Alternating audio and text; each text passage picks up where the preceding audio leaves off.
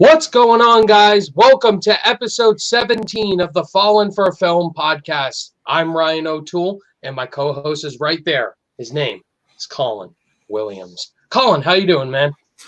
I am doing good. I don't know if you guys can notice if you're watching the video version. I look a little bit tanner. Because I went on the boat yesterday, so that was a lot of fun. Yeah, can you tell? I got a little bit of a red nose. I do live in Florida, so I got to show off my suntan every now and then. But went on the boat yesterday with my family, so that was like probably the most fun thing I've done all year. It's crazy. That video like you posted. Not even close. Yeah, Kristen, I don't know if you follow me on Instagram. Well, we have to introduce her first.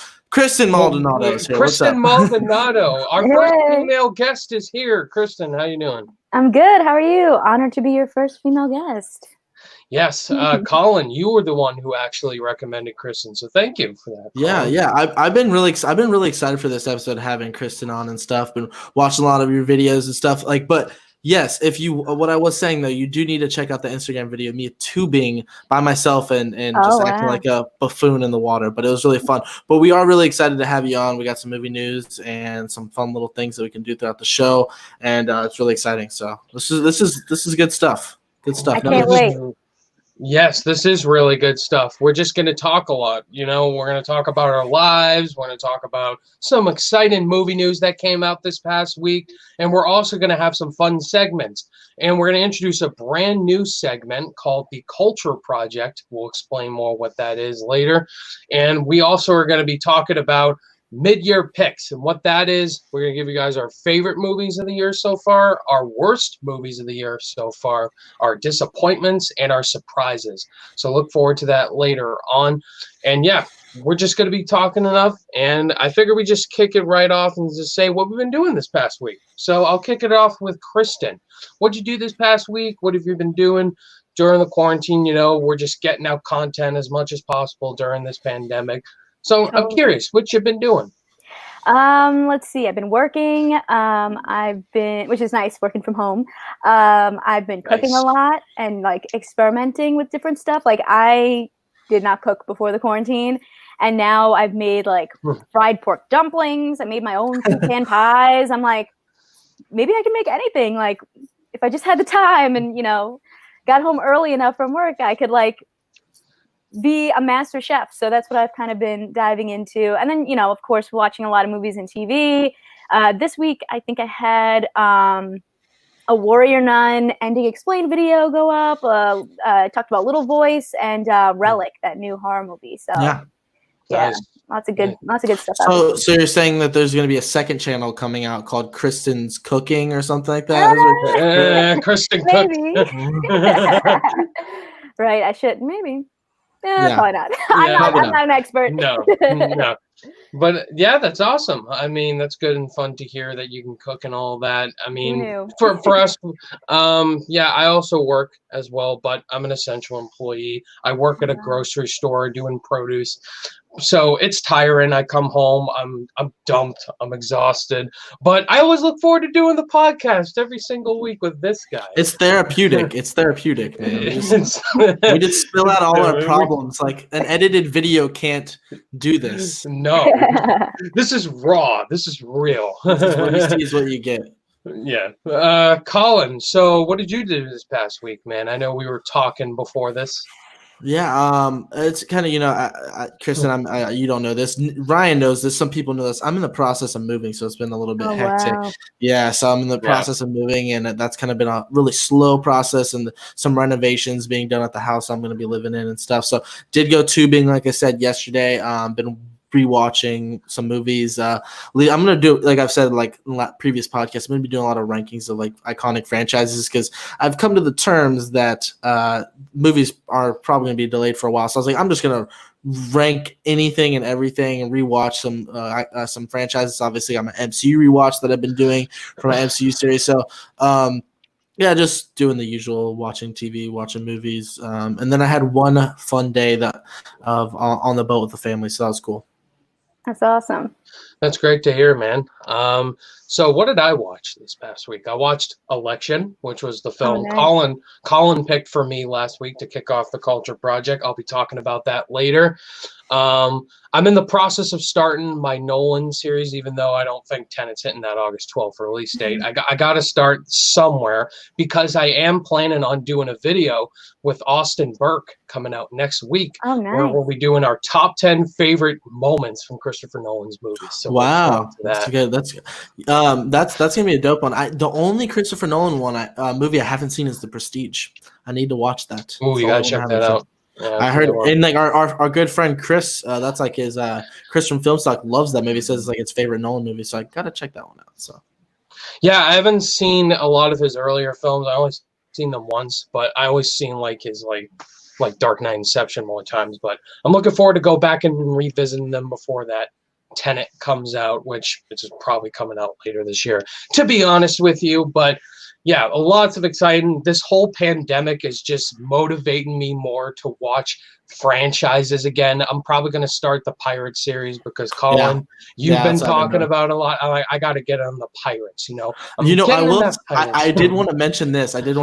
So I watched the first two pretty quickly, and then I was in the middle of watching the third one at World's End. I might have said this on the last podcast. I can't remember, but I was in the middle of watching it, and my favorite movie is Empire Strikes Back, and I started getting a little sleepy while watching it. Threw on Empire. I wasn't sleepy anymore. Don't even think about it. It was putting you to sleep. It was just it wasn't like anything the movie was doing wrong. I was digging it, but like for some reason my stomach was kind of hurting and I was just kind of getting a little drowsy. And then, as soon as you throw on Empire and that opens up the Battle of Hoth, I was just like, I am wide awake. And then I don't know what it was this time. I rewatched it, but like I just love the Dagobah scenes even more, which I always loved them so much, but just like, yes, to Obi-Wan you listen. Like it's just like I love it so much. Yeah, Kristen, that's Colin and I's favorite movie, Empire Strikes Back. Oh wow. What is your favorite movie of all time, Kristen? I'm curious. Yeah, my favorite is Back to the Future. Wow, that's a great. Nice. That's you visited that a while ago. Yeah, I love that franchise. Back in 2015, when it was like the anniversary of when they where they went to in the second movie, because they went to 2015 in Back to the Future 2. I went to Comic-Con and I got it's too far away, but I got a Pepsi Perfect. It's like over there. I got like a Pepsi Perfect, and then I also went and saw the second movie in theaters, and it was like so cool because you watch it at home and it's like I love the movie, but when you actually go and see it in theaters, even then, after all these people I'm sure had seen it so many times, it felt different to be in a theater with all these other people feeling the excitement of rewatching it. So love that franchise. Yeah, that's great. I actually recently revisited it and did a ranking on the channel too. One of my favorite franchises of all time, and Back to the Future is a top 10 movie for me. That's a fantastic. Yeah, the first one's amazing. I saw those movies back in middle school. Our teacher was awesome. Let us watch all of them in her classroom because it's an amazing trilogy. I mean, the first one is a classic. The second one is really good as well. And the third one, actually, I might prefer that over the second one because I love Westerns. I love that movie all around, the third one. But yeah, I mean, there's just so many franchises we can dive into. And, I got to dive into the Harry Potter movies again because Colin was talking about them. It's one of my favorite franchises. There's just so many to dive into. Like, where do you start, So what has been the go-to? Because I know you did like a quarantine type series with MTV, correct? Oh, Kristen, yeah. So what's the go-to like franchise that you've been going to or something? Or like just any like is there any deep cuts, indie, A24 binges? Like what's kind of been on the top of the list that you've been watching during these crazy times? I mean, the stuff that I go to is kind of like the nostalgic, or like kind of that those like very fluffy shows. So like I was watching a lot of CW shows.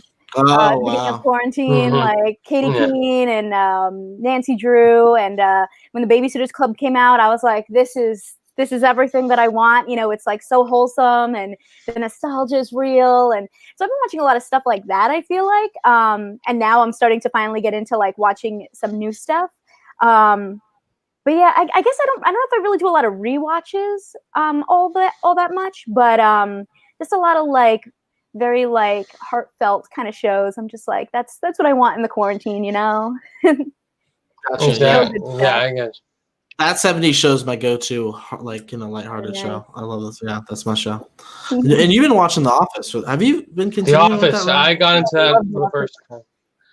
I got into that this year, finally. Yeah.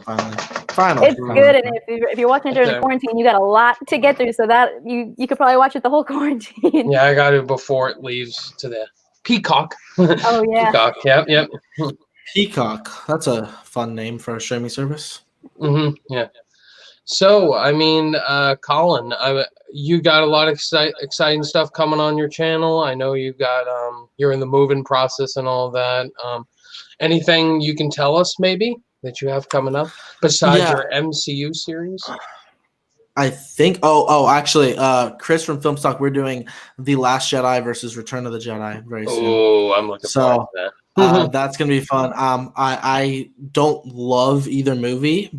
I think both have a lot of problems, but hot take, I actually prefer The Last Jedi. I have major issues with Return of the Jedi that some people disagree with. Some people, actually, a lot of people agree with. I think there's significant evidence to prove that we shouldn't be surprised by the prequels after what Return of the Jedi gave us. So, yeah, so we're doing that very soon. That's like kind of the big thing. That's kind of this week. So. Yeah, so for me, I put Return of the Jedi just about here over Last Jedi. They're very close on my ranking. I think Return of the Jedi is just pure nostalgic and just epic for what it did to end off that original trilogy. But I think Last Jedi makes some really bold decisions that I admire, but also on rewatches, kind of not forgiven. But I understand why people don't love Last Jedi or don't love Return of the Jedi. They're just like this close in terms of quality. Yeah. So, Kristen, what do you got coming up on the channel? What do you got? I am going to be watching Cursed and Umbrella Academy season 2, so I'm excited for those. I think those are my next things that are coming up, and just there's a couple of ones that I have that I want to do that are more like more research heavy videos. So I'm not sure when those will happen, but potentially if I need like a longer project to work on, I might dive into some of those as well. Right on. Good stuff. Looking forward to watching it. So I guess we'll get into the movie news, huh, Ryan? I think we should just get right into the movie news. But before we do, if you're new to the podcast, definitely welcome. If you're coming from Kristen's channel or whatnot, if you want to watch more Fallen for Film podcast episodes, or if you can't watch it on YouTube, we have podcast platforms. You can follow us on Spotify, iTunes, and Google Play.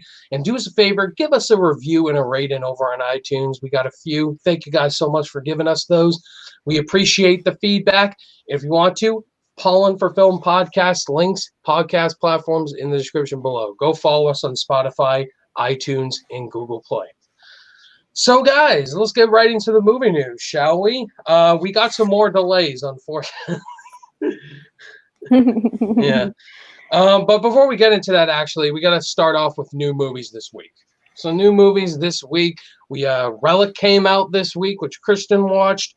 Greyhound on Apple TV+, Palm Springs on Hulu, and The Old Guard on Netflix. Like, there's so many options people watched all around. And some A24 movie, like The Cow or something. The Cow? It's like not The Cow. It's something about a cow. It says a cow in the title. I can't remember. Yeah.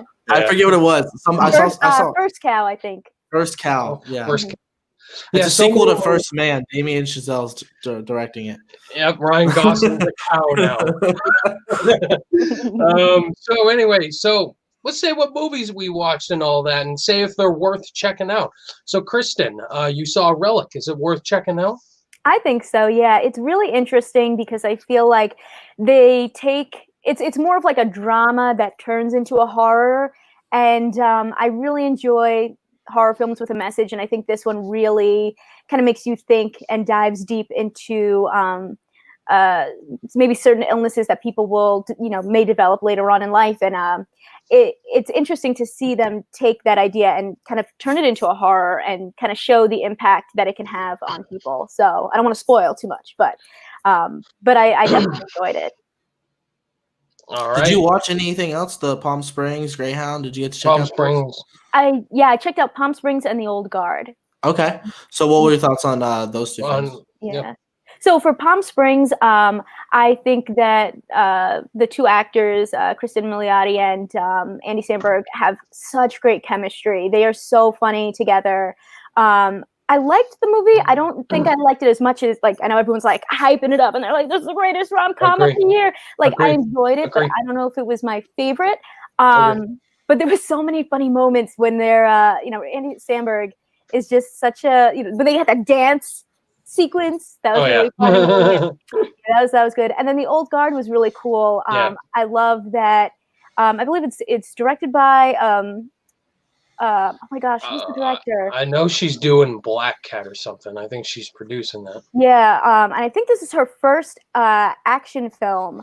And she killed it. The fight scenes were intense. And I think what was really cool is they did some things that I don't know if you typically see them in action movies. Like there's an LGBTQ love story. We're following these, like, the leads are like these two strong women, and one of them is a Black woman. And I don't know if we necessarily always see Black women leading action movies.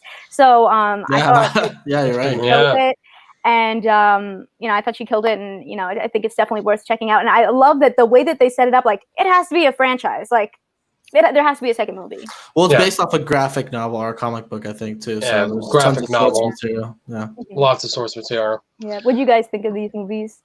I saw Old Guard, Palm Springs, and Greyhound. I did all three of those reviews. Old Guard, I thought it was fine. I enjoyed it. I didn't love it like some people did. Charlize Theron's great. Love Charlize Theron. Mad Max Fury Road, Atomic Blonde. She's a fantastic action star. And I kind of attracted to her, if I'm not going to lie. I'm very attracted to her. I don't dig the haircut, though. I'm not big on the haircut, though. I will say that. I like it. Kiki Lane, loved her in If Beale Street Could Talk. I was happy she was in here. She was great in here. Who else was in here? Jafar from Aladdin 2019 was in here. I thought he was great. Huh? Who did he play? Oh, he played, I think he played one of the gay guys in the movie. I don't know. Oh, I didn't even know that was him. Yeah, that was Jafar. That's Jafar. That's how forgettable he was. That's how forgettable he was. Bring me the lamp. I thought he was pretty forgettable in Jafar, as Jafar, but I thought he did well in this. I didn't even realize that was the same guy. And speaking of live action Disney movies, Chiwetel Ejiofor, who played Scar. And Scar. I said this. I said when I was watching Scar in The Lion King 2019 and Jafar Aladdin 2019. Yeah, that was funny. Yes, that's funny. And Dudley Dursley from Harry Potter played the villain in this movie. I'm like, that's Dudley. Oh, yeah. Kristen's just mind blowing. I didn't even realize. The evil fat boy who was picking on Harry. That's him. Oh my God. Wow. He played the villain. I'm like, The Old Guard was great. I think there definitely will be a sequel. It was definitely leading towards that. The action was great. Loved the action in it. Just the story and the villain all around were pretty to me all around, pretty forgettable. And I wanted a little bit more from the third act. I found it underwhelming, but still I really enjoyed just the originality of it and the healing as well, how they healed like Wolverine. Palm Springs, I'm on the same ballpark with you, Kristen. I think it's a little overhyped to me. I don't think it's one of the top 3 best films of the year so far, but I really liked it. Andy Samberg and Kristen Maldonado, is that her name? Yeah, fantastic. She was the first wife in Wolf of Wall Street. Fun fact. Oh, I don't remember, but she was amazing. She's one of my favorite performances of the year. Movie's great. It's the repeating the same day over and over again. Does that really well. Really enjoyed that concept. Some of the comedy didn't work for me, and a lot did. J.K. Simmons was also funny too. So yeah, Palm Springs was really good. Greyhound, disappointment. I was bored so much. I gotta admit, I was gonna start it last night, and then I was like, I don't think I watched like 2 seconds. Wait to hear my thoughts on it. Okay. I might be able to change your mind. So this movie's 90 minutes long, and it felt like it was 2 hours. The whole movie, it was written by Tom Hanks. This is his third screenplay. I didn't even realize that. Yeah. This is his third screenplay, the first one that he didn't direct. The whole movie is pretty much missions left to right, and people saying 25 degrees north, yes sir. 25 degrees west, yes Don't sir. listen to him. Don't listen to him. Yes sir. Take a shot every time you hear yes sir, yes sir, sir. You'll be on the ground. That's pretty much. Yeah, you'd be sir. You'd be so drunk if you had to take a shot. The word "sir" is used, but I mean, they're in the military. What did you expect? There was a subplot in the movie that didn't really get resolved. I was like, really? Oh my god, I've had enough, Ryan. I won't deal with slander of the film, dude. I won't deal with it. Yeah, Greyhound was underwhelming to me. I can't wait for my turn. But yeah, Colin, go ahead. Okay, well, first of all, I'll go Greyhound last. I didn't finish The Old Guard. I had watched Palm Springs and Greyhound back to back at like 4 a.m. By the time I finished it, and I was like, I'm gonna charge for Old Guard, and then I was like, oh man, so I got those off a little bit. Didn't do a review, don't care to. I think actually Kristen and I talked online a little bit at Twitter about movie reviews don't typically do all that good on our channel. So I was like, my first 2 reviews like did okay. They certainly didn't do as good as like rankings or top 10 lists or whatever. So I just didn't even bother doing The Old Guard anyway. And what I saw was okay. I didn't really have too crazy of a take on it. It was intriguing. Palm Springs, I kind of am in it's perfectly rated camp. I don't think it's overrated or overhyped. I completely loved it. The King of Staten Island and the Palm Springs are right neck and neck for me for 1 and 2. Like the King of Staten Island. Funny. Yeah, the King of Staten Island, I was like, when I first saw Palm Springs, I was like, I think I'm going to put it over King of Staten Island. And then I was like, no, the King of Staten Island's better. And then I was like, oh, wait, no, Palm Springs is. Staten Island that much. King of Staten Island's great. Yeah, it wasn't my favorite. Yeah. I mean, some people didn't really dig it, but because I went into it knowing it was going to be more of a drama. So I think some people looked at like, oh, I want this to be a huge comedy, and maybe they looked at it a little disappointed and they thought it meandered. But I just really loved the character study of it. But then I put Palm Springs over it again, and I was like, no, I think I got the drama a little bit more with the King of Staten Island a little bit more, even though I think Palm Springs is just a tighter movie and it's probably funnier. The emotion and the performances were so good in King of Staten Island that I put it up top for me personally. So right now, Palm Springs is my second favorite film of the year. As the movie itself, what I loved about it most is that it dared to bring up the idea of the positives of being in a time loop. A lot of these movies, like Happy Death Day or Edge of Tomorrow, Groundhog Day, they almost look at it as a horror, like, oh my God, we got to get out of the time loop. They dared to bring up the idea. It's like, maybe it'd be kind of cool to live the same day. You don't have to pay bills. You don't have to worry about any, responsibilities. Your actions don't really have consequences. You could just mess up and say things or do things, and it just gets reset the next day. And it kind of dared to bring that up, and that's kind of what Andy Samberg's character was living throughout the film, where Kristen Miloti's character was new to the situation. She's trying to get out of it, so that dynamic I think really worked. And then the chemistry, the romance, the comedy. Like Ryan, you said some of the jokes didn't land for you. I thought all of them landed. Like very few in comedies do I think all the jokes landed. Like some of the parent characters are like, eh. Yes, to me, I thought all the jokes landed. I thought they all worked. I thought within the minute and a half of the movie, I was laughing my ass off at that first initial scene. Didn't Superman from Supergirl play the husband? Yeah, Tyler Hoechlin. Yeah. I was like, I knew him. I'm like, yeah, I didn't even put that together until you just said. I was like, yeah. I'm like, it's like not only is kryptonite his weakness, but also forks. Yeah. Also forks. So minor spoiler there, but yeah.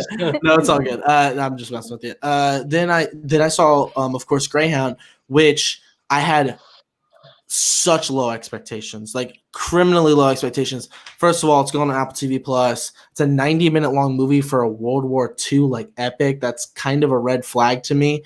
It's like almost like, is this an Artemis Fowl situation where they cut like an hour away from the movie just to salvage, just make it, let's just get it done quicker because the movie sucks.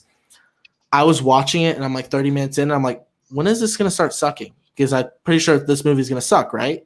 And then it got an hour in and I'm like, it's still really good. And then I finished it and I was like, I loved it. I gave it, and it's my third favorite movie of the year, behind Palm Springs and King of Staten Island. I loved it. I think the writing was so good. I think Tom Hanks really understood how these guys talk to each other in World War II. And just like I said this in my review, I would run through a brick wall for Tom Hanks' character. Like Colin would run through a brick wall for Tom Hanks. Title. Running through brick walls. Colin runs through brick walls. I would run through a brick wall. If I was in the military, I just want him like he was so calm, cool, and collected. And I just loved his, like, I'm a teacher, so it's so cool to see him, like, when something would happen in the film and he was talking to like a character that maybe fumbled or messed up or something, he would look at him and be like, hey, you're trained for this. Like, you got this. And then move on. Like, and he was just so in command, and it's Tom Hanks too. His presence. And I think it didn't need to be any longer than an hour and a half. It went nonstop in the action. There's just him trying to take out these German U-boats. And no, it was an hour and a half. And yes, sir. Yes, sir. And I will say this, Kristen, because I sound like, I liked it. I'm usually the more pessimistic guy on the show. Ryan liked Scoob. I hated Scoob. I hated Scoob. I like Scoob. Ryan liked Extraction. I did not like Extraction. I love Extraction. Yeah, exactly. So what else did you like that I didn't like? The Five Bloods. I wasn't a big fan of the Five Bloods. So I'm not like the guy that's like, I love everything, so I sound like super positive. Like, I'm usually the guy that's like, nah, you gotta, like, 2020 has not impressed me so far with the films. Like, I've been disappointed with almost most of the movies that have come out, except for like my top 5.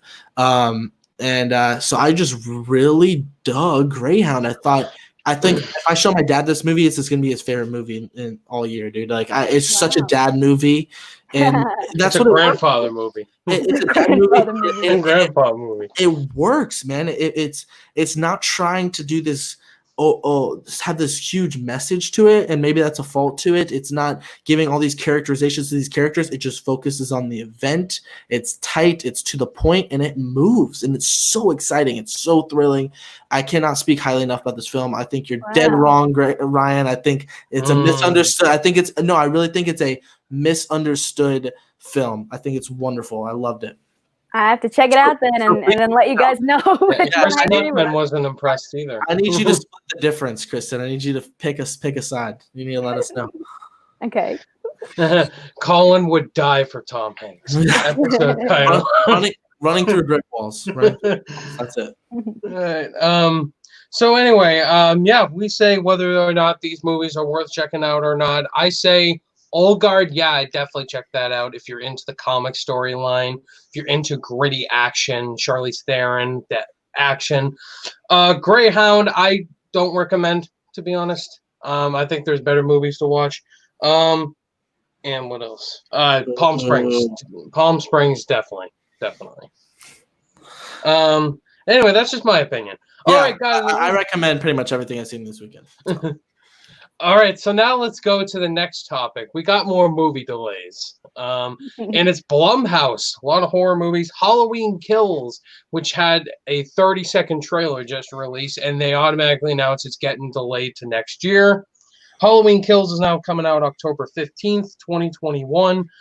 CANDYMAN takes the spot of Halloween Kills to October 16th, 2020.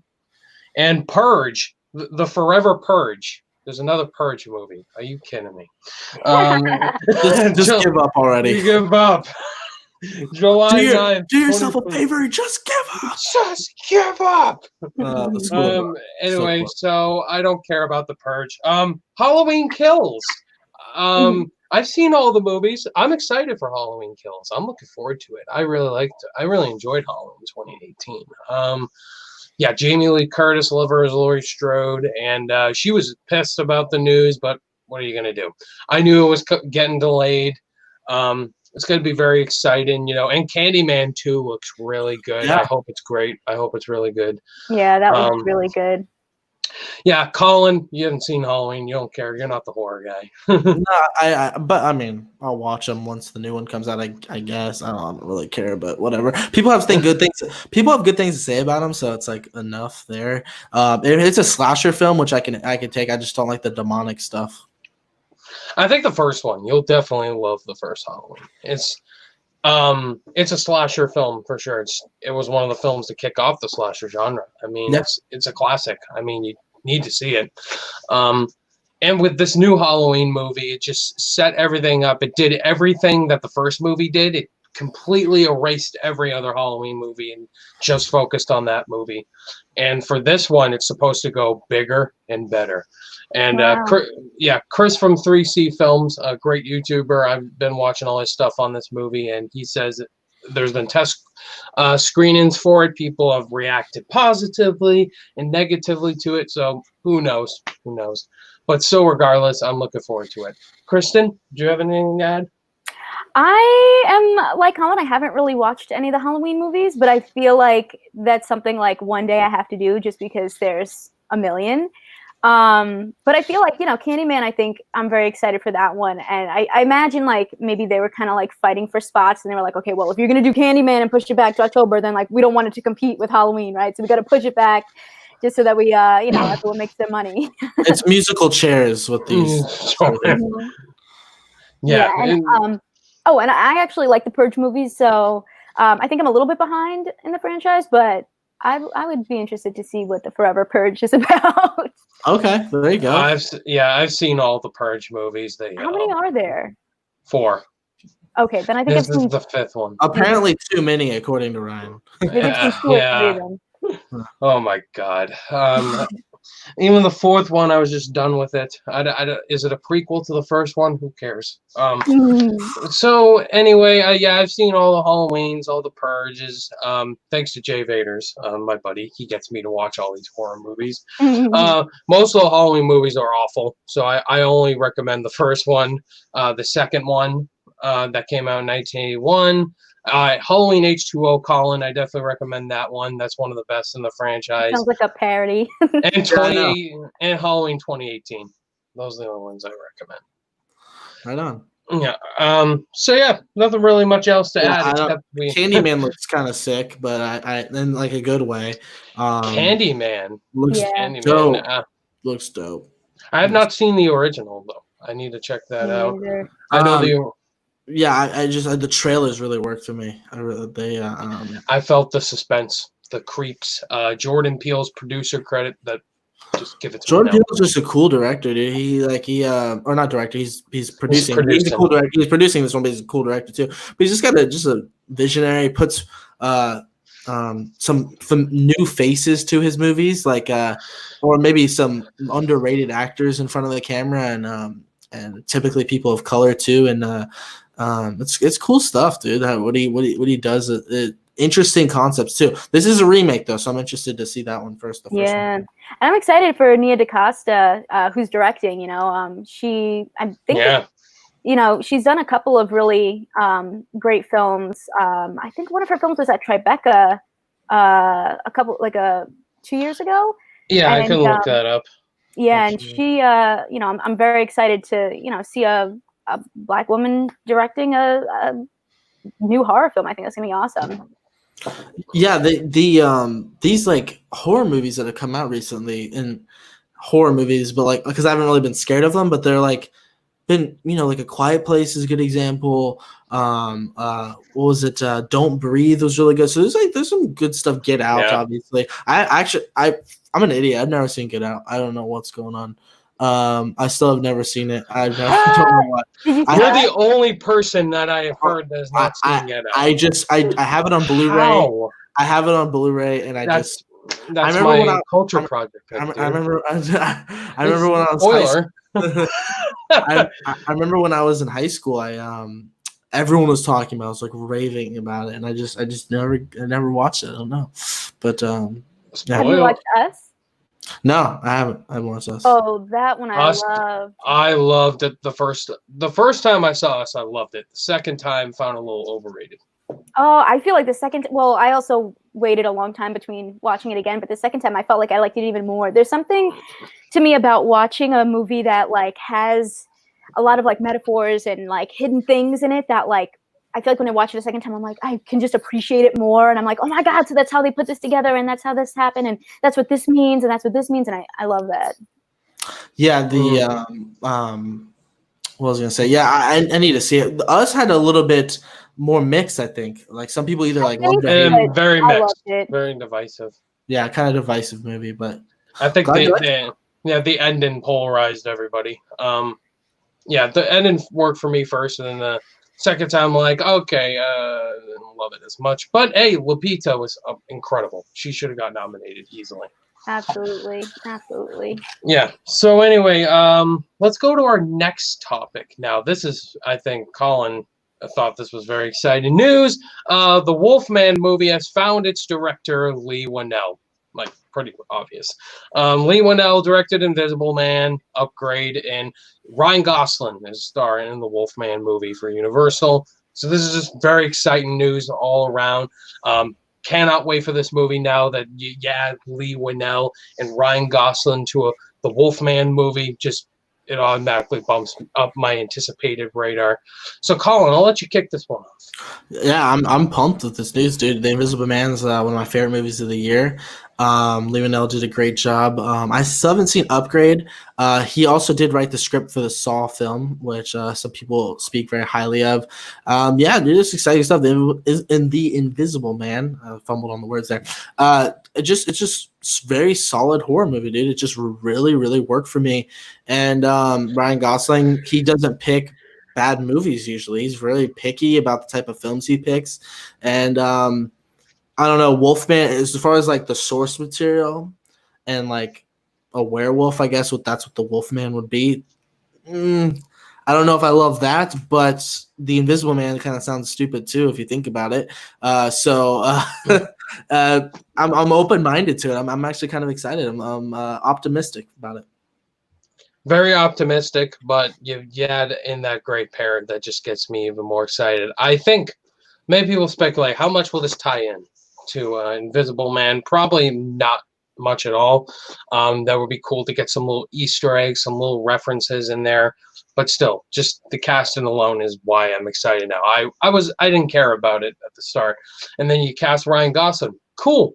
He usually doesn't do horror movies as much, and he's very picky with his scripts. Just like, I'm like, boom. Yeah, so are they for Universal? This is part of, right, they're doing like all the horror, like legendary horror stories. Yeah, it's and bringing them back to life. Yeah, they're doing basically with things like we lost Ryan for a second there, so I'll just carry the show for a little bit.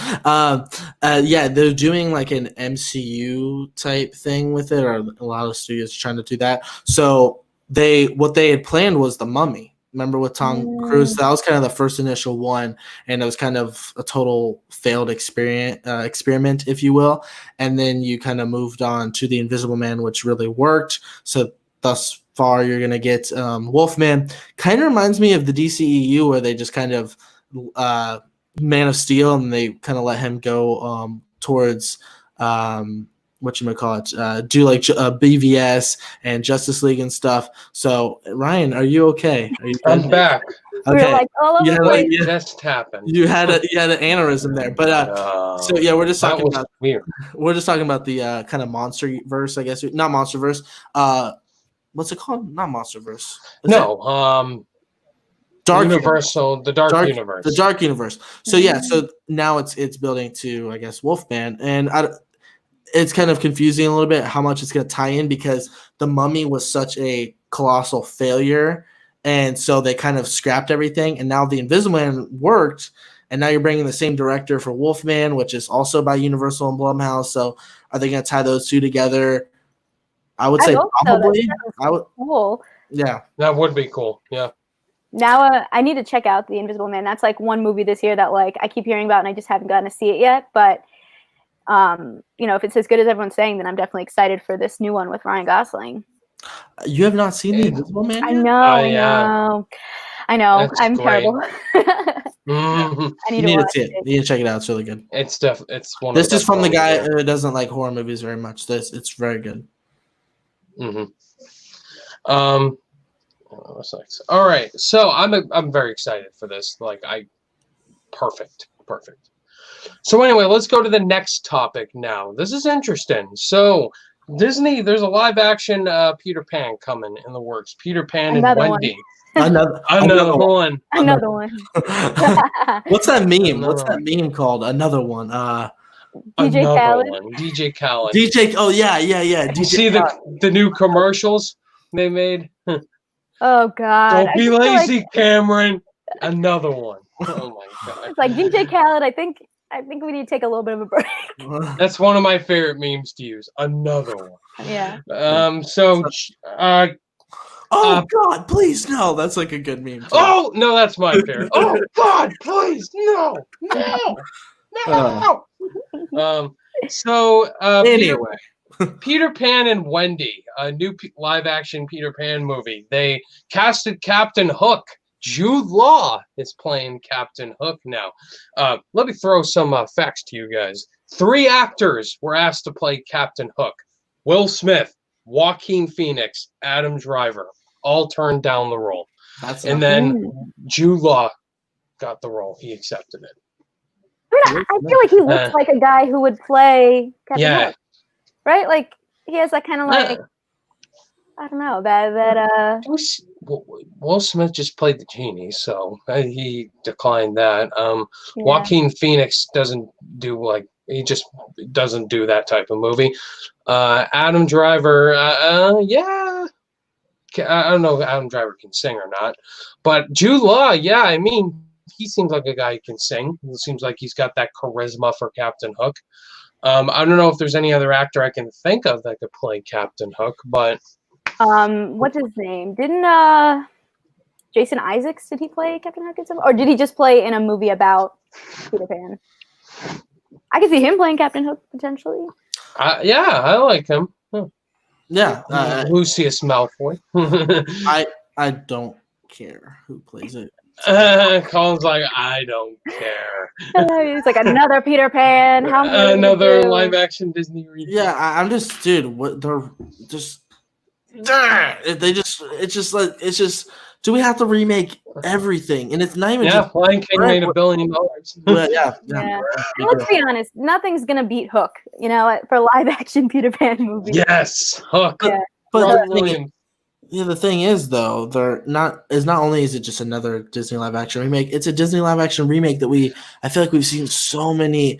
And actually, funny story about this. So I have Disney Plus, obviously, and you know how I grew up watching Peter Pan and Pinocchio and obviously the Disney Renaissance movies. And because I watched them when I was younger, you just assume these cartoons that you're watching just came out when you were a kid. Like you just figured, these are all 90s movies, right?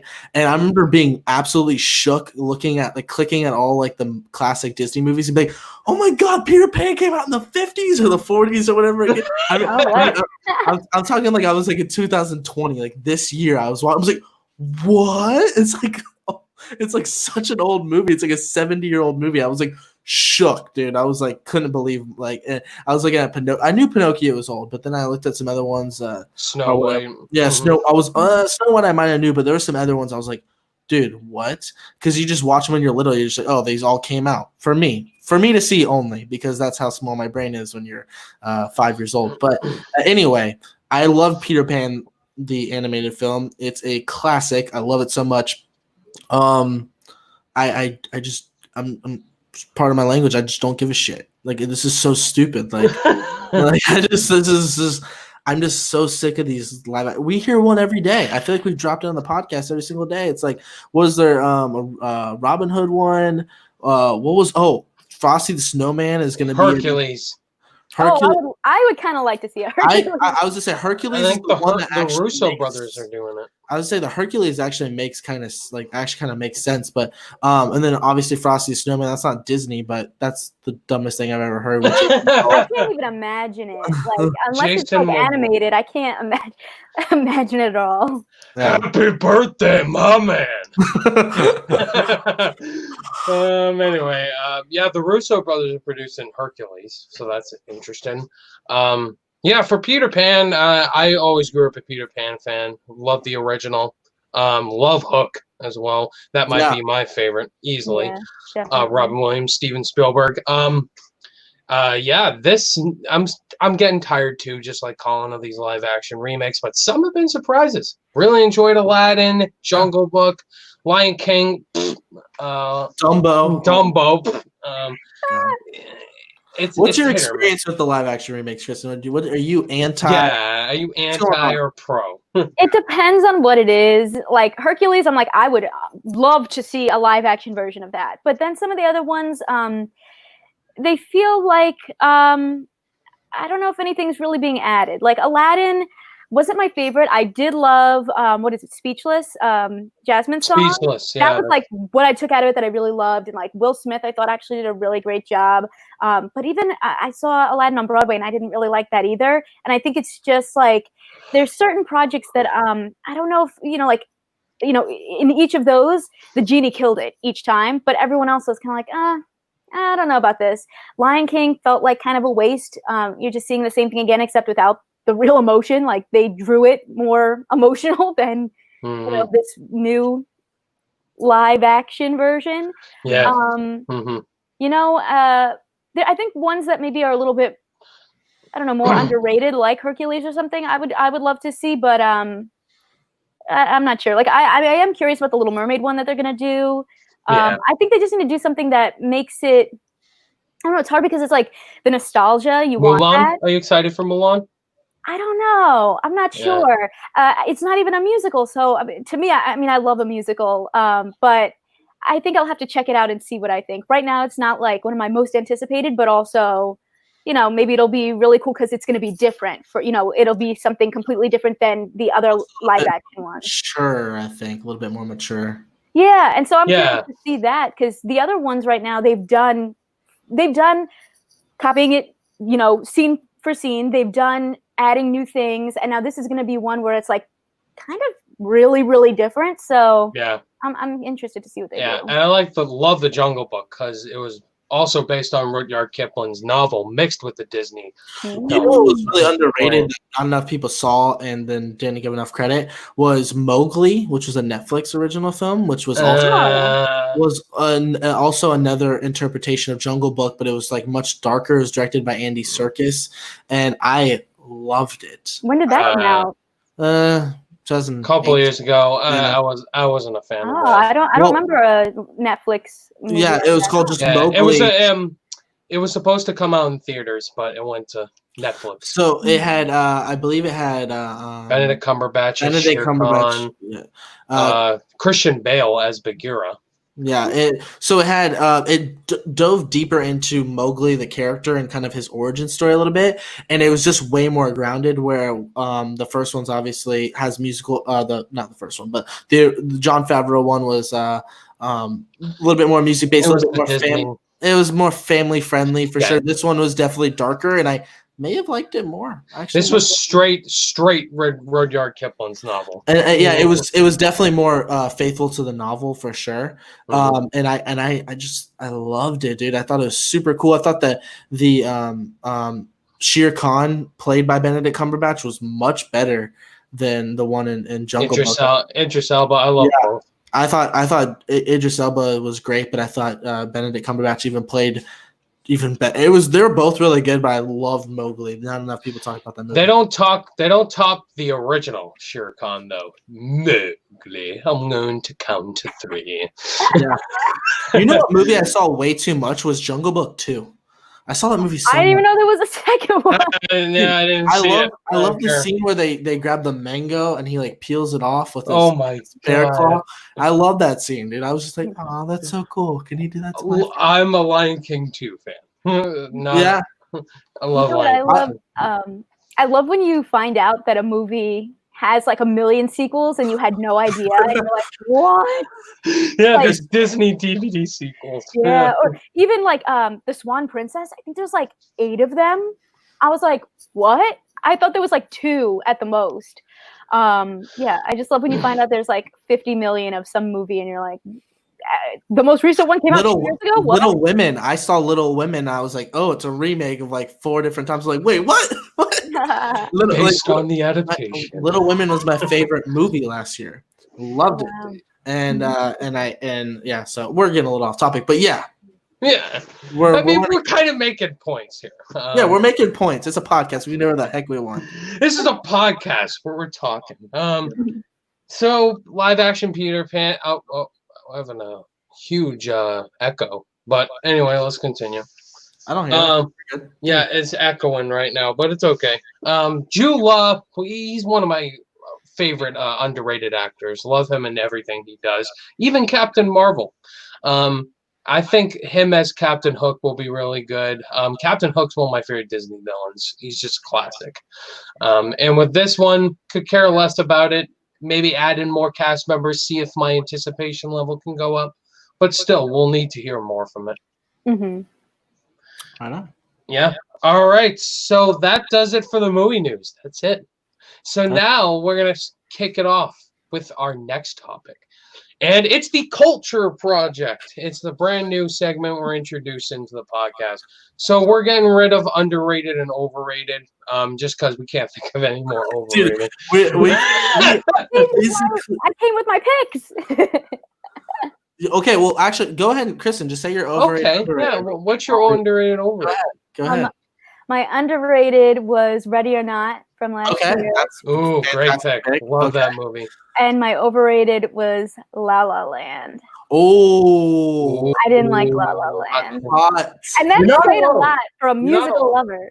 Can I tell you something? Cody agrees with you. Cody agrees with you. All right, so I have a confession to make.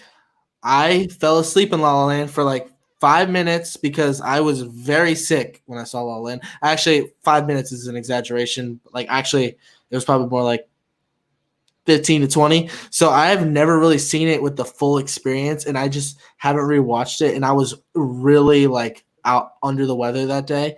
My girlfriend enjoyed it, who saw the whole thing, and I didn't fall asleep throughout the film. So interesting pick that you have those two, though. Yeah. You're not alone. A lot of people think La La Land's overrated now, but I don't. I really like that movie. I saw it twice in theaters and one on Blu-ray. My family thinks it's overrated. That's fine. Damien Chazelle, he's one of my favorite directors. I love Whiplash. Ready or Not was great too. I think it's a great underrated pick. I love that. Ready or Not was a huge surprise. I was considering not seeing that movie until many people said go see it, and then I did. Loved it.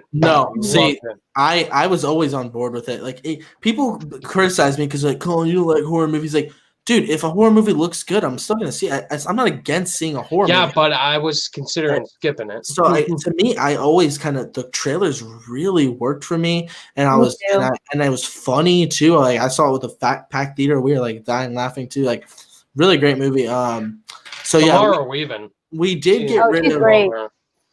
Yeah, so we did get rid of the underrated, overrated, just to kind of mix it up. We don't want to have the podcast too stale. So we do appreciate Kristen giving her picks regardless, though, because I think we sent you – because you're supposed to come on a couple of weeks ago, and that's when we're doing it, so you're probably – Exactly. So I was like, she probably already had one stacked. Yeah.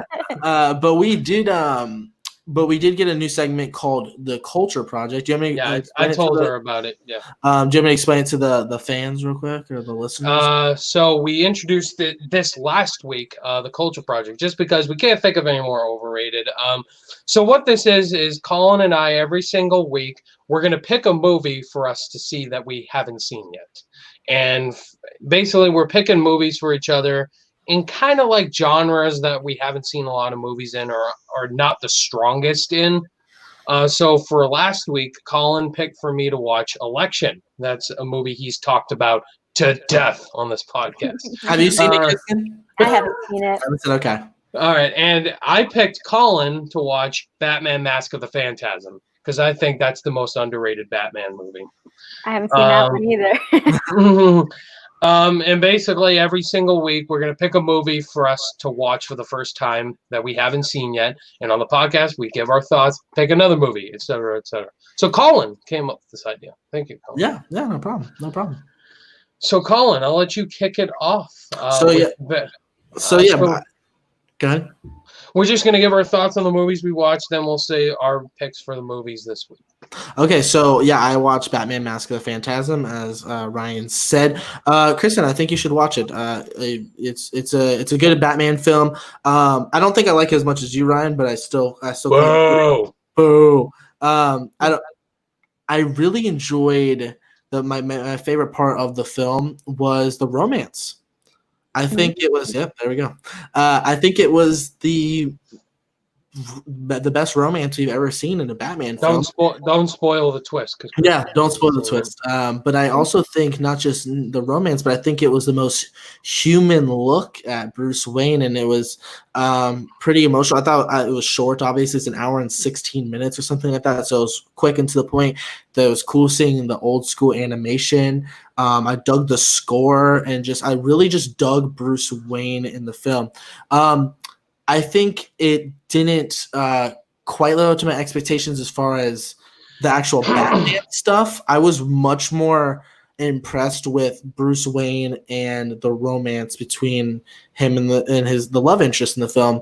And the twist was a good twist. It was nice seeing Mark Hamill, who plays Luke Skywalker, obviously, as the Joker. A lot of people hype up his version of the Joker, and I was kind of excited to finally see it. I did play the Arkham video game, so I've seen an interpretation of it before. I really enjoyed it on Letterboxd. I think I gave it 3.5 out of 5 stars. I'd probably give it a B. I enjoyed it. I'm glad I watched it. It's finally a movie I got to see. So, do you want to go talk about election? Do you want me to give you my next pick? No, we're gonna do that at the end. Okay. I'm gonna give my thoughts on election. Love Batman: Mask of the Phantasm. That's one of my favorite Batman movies. I actually watched it for the first time last year because I was on a video with Jay Vader, Sean Chandler, and them. And Mask of the Phantasm was there, and I was one of the only few that hasn't seen it. Finally watched it. Loved it. You need to check it out, Kristen. I think you'd like it. It's good if you like animated. If you're a Batman fan, and if you are looking for something different for Batman, more exploration into the Bruce Wayne stuff before the Dark Knight trilogy, definitely watch Batman. I love the romance. Love the romance. The romance is probably my favorite romance out of all the Batman movies. No. So anyway. Election. So Colin picked Election for me to watch this week, directed by Alexander Payne, who's also did Nebraska. It stars Matthew Broderick, Ferris Bueller himself, and Reese Witherspoon. It's basically about an election going on at a high school, and these different classmates are running for class president, and there's a lot of rivalries, and the whole movie's basically this election competition, whoever can become class president. Really like this movie. This movie yes. This movie it goes there. The comedy goes there. It's so funny, dude. It's funny. It's really really R-rated. The comedy does go there. Really loved Reese Witherspoon. She was my favorite part of this whole movie. She was excellent in here. Matthew Broderick is basically great, playing older Ferris Bueller. Basically, he's playing the principal in Ferris Bueller's Day Off in this movie. It's pretty funny trying to go after Reese Witherspoon. Pretty awesome. Because this is when she was younger, right? I feel like I can visualize. Came out in 99. Was this one of her first movies? Probably up there. It's 99 is when it came out, so it's a 20-year-old movie. Yeah. Love the brother sister storyline in there. The brothers competing against Reese Witherspoon for president. He's so funny. He's so funny too. Paul. Yeah, he's funny too. So some parts were a little iffy, but I really enjoyed the comedy all around. The ending is really dark, but really funny. It went in a direction that I was completely not expecting at all. What'd you think of the visual jokes? Because I've always hyped that up about how she keeps on bringing up. She brought up Coca-Cola as a great company because they do the most marketing, but the teacher drinks Pepsi the whole movie. Exactly. That's what I was saying. Why are you drinking Pepsi? And the idea that when he came up with the idea for someone to run against her for the election, he's drinking a Pepsi. and he's drinking a Pepsi the whole movie. It's just like stuff like that. It's so great. And then the ending too. Stuff I did not expect. Like Matthew Broderick's closing a car door, a bee stings his eye. I'm like, what is going on here? Kristen, it's my movie that I've talked at nauseum on my channel and on this podcast. The ending, like something he does something here. I'm like, what is going on? Like, I've never seen anything like this before. And it's on Amazon Prime. Amazon Prime. It's on Amazon Prime and Netflix. So in the election, I've talked at nauseum about it, and I said it's like one of my favorite movies of all time. It's super underrated. Matthew Broderick, Reese Witherspoon, and it's just. I teach, so I just can relate to kind of a lot. I think that's kind of why I resonate with it so much, and I think it's a masterpiece. I think it's hilarious. It's a brilliantly crafted script. There's also a lot of funny close-up shots too. Oh yeah, the editing in this film too is magnificent. The editing here is absolutely wonderful, and there's a lot of voiceover from I think 4 different characters. So you get perspectives from like a 10th grader, 2 seniors, and then the main teacher, Matthew Broderick, and it's fantastic. It's a masterpiece in my opinion. What would you give it as a grade, Ryan? I would give it I'll give it an A. I really liked it. I'm really happy you liked it, dude. Really happy. Please watch it, Kristen. It's great. It's really good. I got a whole list now of movies I gotta watch from you guys. Yeah, Mowgli, and Jungle Book 2, the Invisible Man. Yeah, Invisible Man. Invisible Man's #1. Mm-hmm. So Colin, we'll kick this off. What's your culture project pick for me to watch this week? Okay. This is a movie I've talked about ad nauseum. It's on Hulu, and I gave you my Hulu password, so you should no excuses. I gave Ryan Ryan has my Hulu password. He's like he's mooching off me. Portrait of a Lady on Fire. I've been talking about this film. I knew it. I haven't seen that yet, but I literally, one of my friends, Steffi, who also is on YouTube, she literally just watched it yesterday and did a whole story on Instagram. She was like, this movie should have gotten all the Oscars. Why isn't everyone nominated for everything? I was like, I haven't seen it, but now I need to watch that too. Kristen, every single Oscar category, every single one except for maybe score, it should have gotten nominated for. Every single one. Best actor, best supporting actor, best directing, the cinematography is through the roof. The dialogue is absolutely beautiful, and it's one of the best movies I think I've ever seen. Wow. It's wonderful. It's been one of my favorite movies of 2019, and because it came out so late in 2019, it just missed that Oscar buzz. Parasite was the foreign film darling, and it didn't get nominated for not one single Oscar because it came out late, and it technically doesn't qualify for this year's Oscars, even though most people saw it in 2020.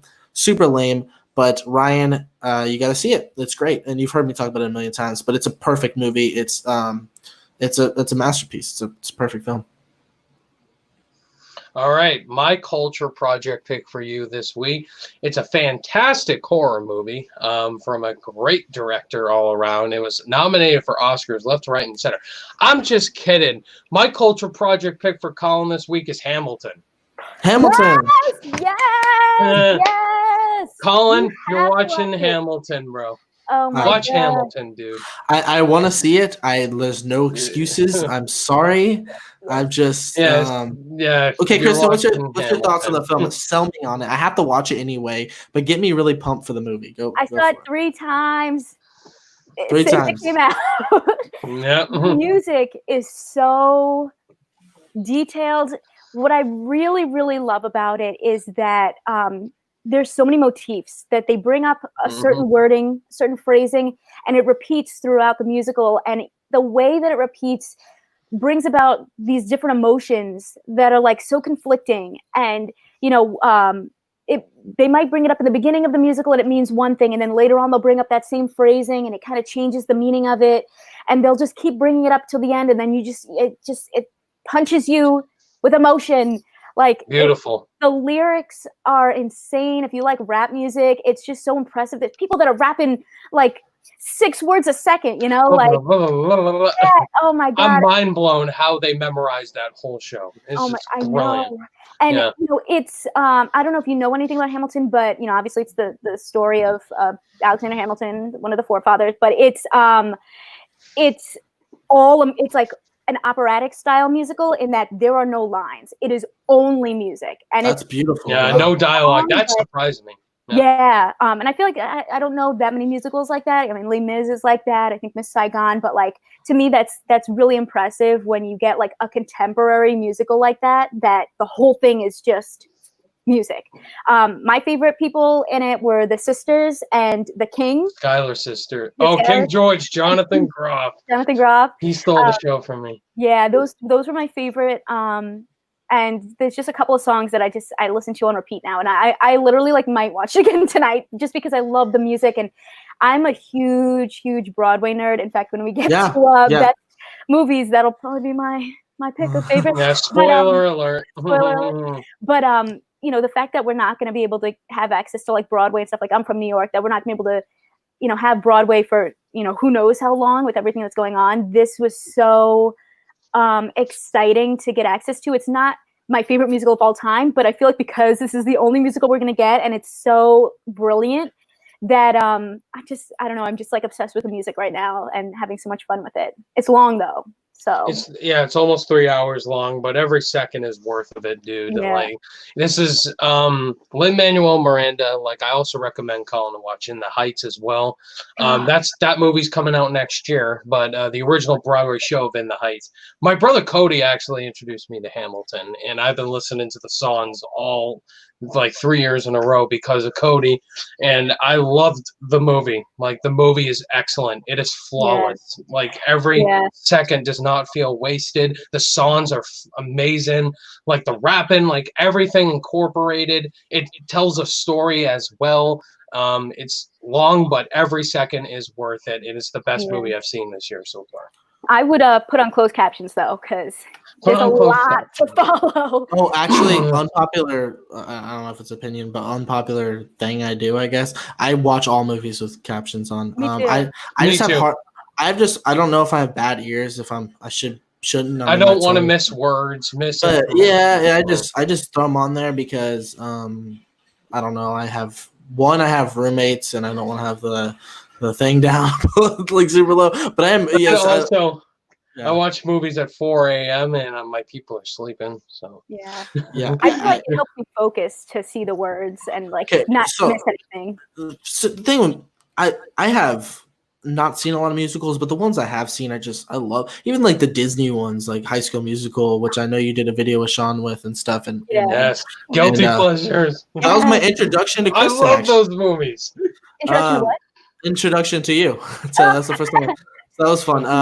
So that what is it? I love like Lemonade Mouth, kind of. Like, oh my gosh, me too. That movie is so good. Talks about it, but it's so good. It's so good. I talk about it all the time.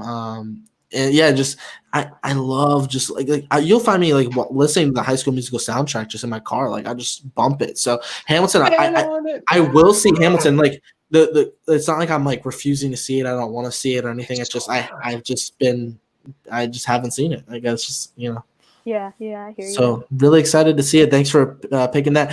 So next week we will have 2 more picks, as well as we will review the movies that we picked for each other. So really excited for this new segment, Ryan. I think this is going to broaden our horizons. This is great. I am happy you picked this because we're watching movies we haven't seen or genres we haven't gotten into.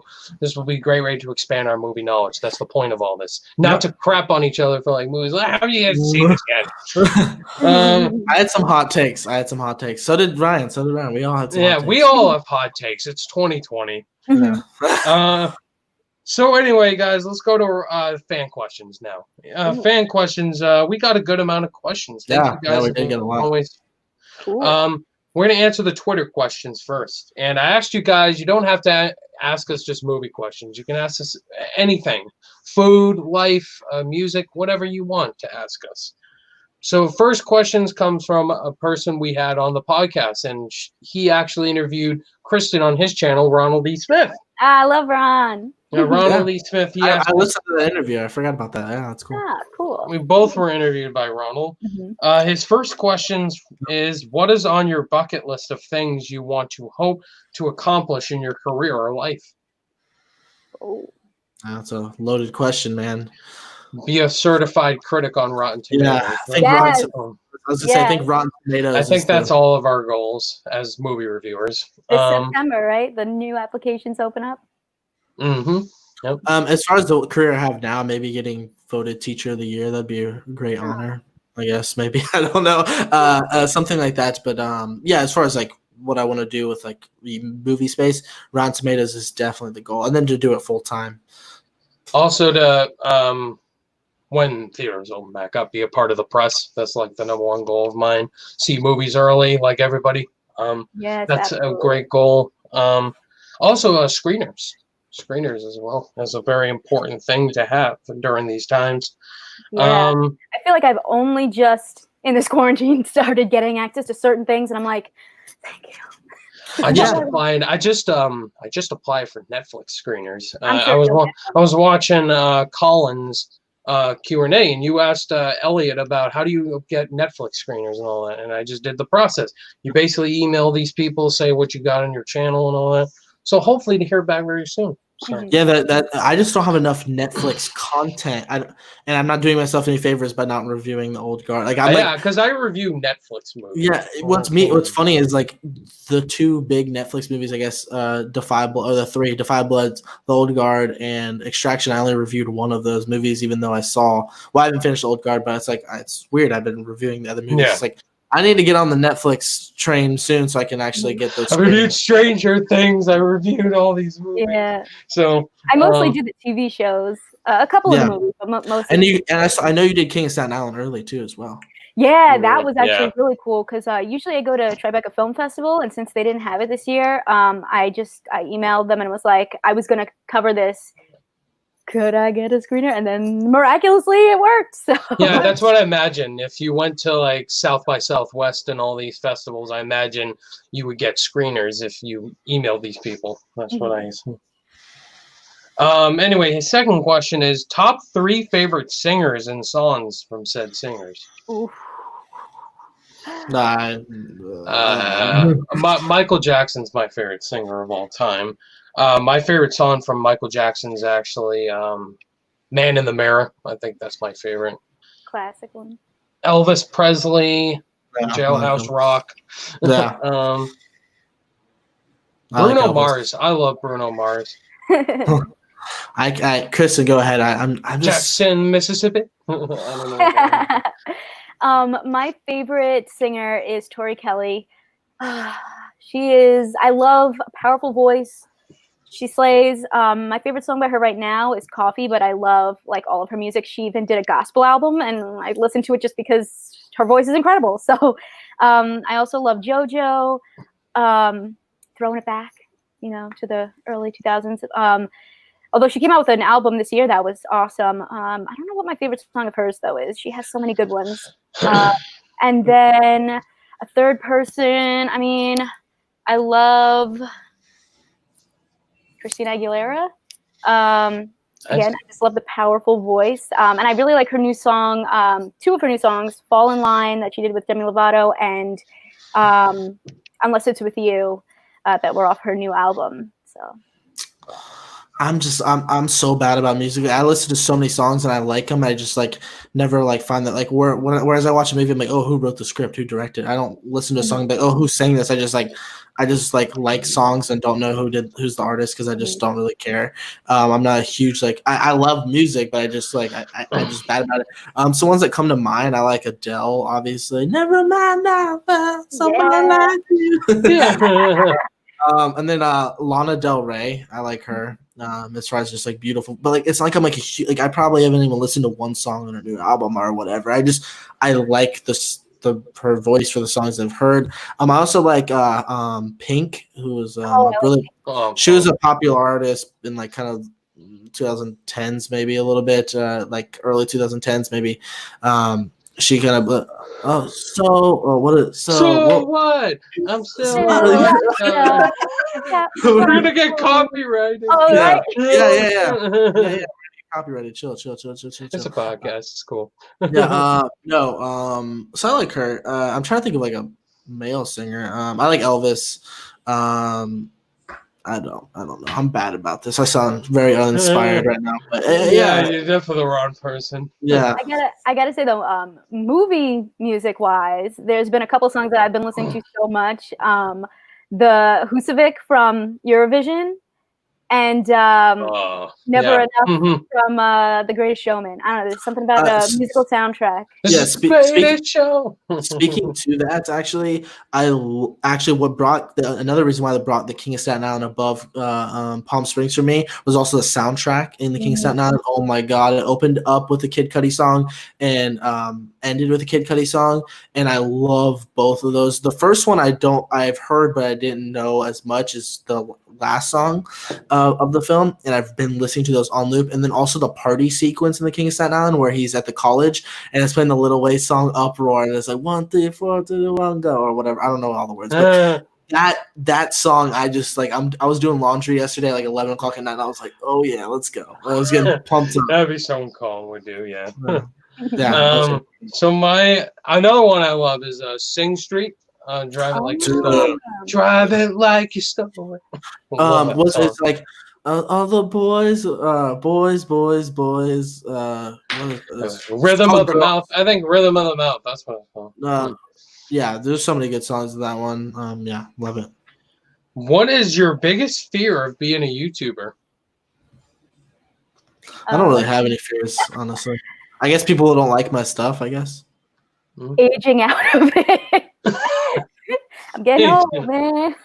Getting old. Like when is it like you're too old for it? I don't know. Can you be 70 and still be doing I know. I was like Sean Chandler gonna be like ranking all 150 MCU movies. Who's at the age of 75? He's got like a freaking fat, like gray beard, like looking like Santa Claus at 75. Still ranking the Marvel movies, all 100 of them. Jeremy Johns be like, that was awesome. Spectacular.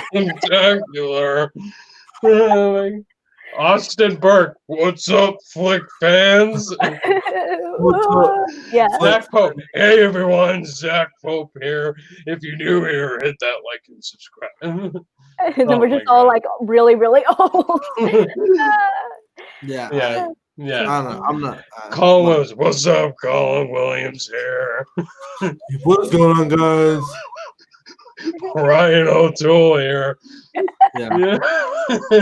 So I'm not. Yeah, I guess just getting too old or just getting too old. Getting too old for this shit. Yeah. Yeah. Thank you for that question. Those questions, Ronald. Jacoby Porter for Colin and Ryan and Kristen. Out of all your guests so far, just for us. Out of all your guests so far, who do you think had the hottest take in terms of underrated? Durbin for Pulp Fiction. Yeah. Durbin for Pulp Fiction. Durbin for Pulp Fiction, and then also Elliot said he didn't like Spider-Man, or Spider-Man 2 was overrated, and that. And then you, man, Boyhood. And you, Mad Max Fury Road. Yeah. Yeah, bro. No, but definitely as far as guest goes, easily. And he was our first guest. No one has topped him since. He kicked it off with a bang. He's like, all right, I know I'm going to make some people mad here, but Pulp Fiction. I don't like Pulp Fiction. What? That's one of my favorite movies of all time. Yeah, I need explanations, you know? That's a hot take, bro. Piping hot. Do you guys feel like voice acting is underrated acting? As some people just think it seems like it's an easy. Absolutely. And I feel bad for them too. Sometimes they'll cast like actual actors to replace real voice actors that exclusively do that. So you have like someone like Zac Efron playing Fred, which I'm not saying he's a bad voice actor, but there's probably someone that could do a better job doing that. But people like the name, Zac Efron's gonna be Fred and Scoob and stuff. So it's is he the best choice to do it? Probably not. Was he bad? No. But stuff like that happens all the time with voice actors. They're not given enough credit. Yeah, exactly. They give the emotion to the character. I mean, I think something that gets overlooked is Jay Baruchel in the How to Train a Dragon movies. I think his emotion throughout all these movies gets overlooked. Like any voice actor in particular, Tom Hanks with Woody, Tim Allen with Buzz Lightyear, all these people, Patton Oswalt for Remy. I mean, all these actors do great with their voice works, and they provide just as much emotion as regular acting. And it's harder because you have to do it all in your voice. You can't see anything. You just have to like let it all out through your vocal cords, which is probably very difficult. And the people that can do different types of voices, like, that's so impressive. I know Dwayne Johnson, when he was like singing the songs from Moana, he had to like hunch over and like full on act like he was Maui and like get into the character, even though we didn't get to see his performance physically. He couldn't just be like singing the song like that, like looking in the microphone. He had to actually fully absorb the performance in him and stuff. It's pretty impressive. Very impressive. Yes, it definitely gets overlooked. Joey's movie blog on YouTube. We always talk about the bad things that have happened during this pandemic. What are some good things that have happened during quarantine? Ah, that's nice. That's a great positive question. We started up the podcast. Yeah, we did. Colin, you're almost at 800 subs, right? Yeah, my YouTube channel has taken off. You've grown. You've grown during this quarantine, dude. Yeah, it's definitely helped doing some more content. So I'm getting about 100 subscribers a month, which is my goal since the beginning. And sometimes even more. It's been about like almost like 170. I think I've been on track a month these past 2 months, I think. So it's been going. I've watched a lot of movies I haven't seen. I bought a new car. Oh. Yeah, that's right. I'm getting a new job soon. Wow. I'm moving. Also, I've opened my eyes to more being safer and more clean, I guess. Like, yeah, I guess I don't know. I'm like, I don't know. I might be wearing masks for the rest of my life after all this crap. So, Kristen, have you been any I guess silver linings of this? Yeah. Oh, and can I say another positive thing? I've spent more time with family. I mean, we go, and this is something my mom brought up, with these like athletes and famous people, they're away from their families a lot of time. This lockdown pandemic, they spent a lot of time with family. I think that's the most best thing. You're spending this time with family and loved ones during the pandemic. Yeah. So that's definitely a positive thing. Kristen? Yeah, definitely. I mean, I feel like I talk to my parents so much more now. I mean, we already talked a lot, but now I'll be like, Dad, what are you watching? What movie are you watching? Did you watch Hamilton yet? What else? I mean, I got to do that MTV show, which was really cool. Yeah. I have been getting more access to screener stuff, which has been really awesome. That's like what I've wanted from the beginning. So that's been really awesome. And then I've been getting reached out to do some fun stuff like this podcast, which is really cool. We get to meet more people and I've met like basically everyone I know on the YouTube platform in just these 5 months or whatever, how long this has been going on. Yeah, and then one thing that very much surprised me because I wasn't expecting it, but this website Den of Geek wrote this whole article the other day about like people who do deep dives on YouTube and television and the people that you need to watch, and they like wrote like a 6-paragraph thing about me, calling me the queen of TV deep dives. And I was like, what? That's it was like crazy because I don't know why.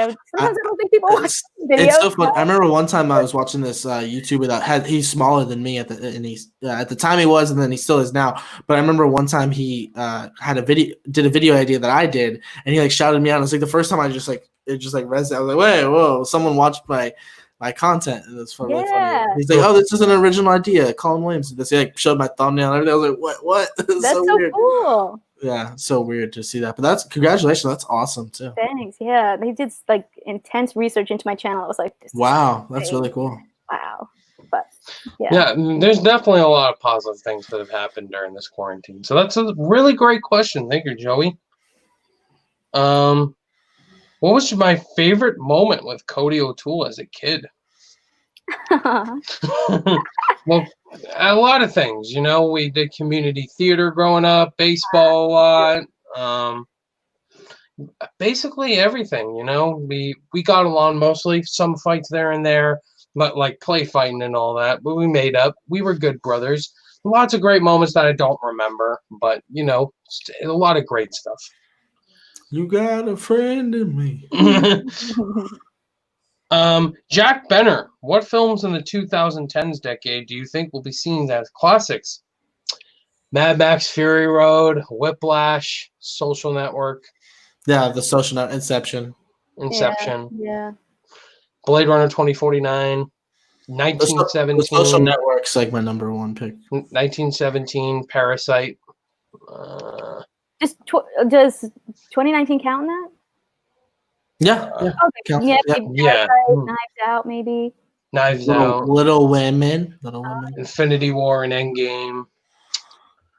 There's Mission Impossible Fallout. I think that'll be a classic in the action. I'm trying to think of any other ones. Arrival.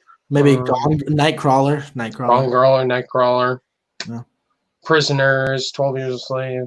Yeah. Oh, yeah. That's a great question. Some are already a classic. I think Inception's already a classic. Do you guys have any hilariously embarrassing stories from your younger years, or which are perfect from AJ Ford? Oh God. Oh my goodness. I don't even know. I freak out a lot when I was a pain in the ass when I was a kid.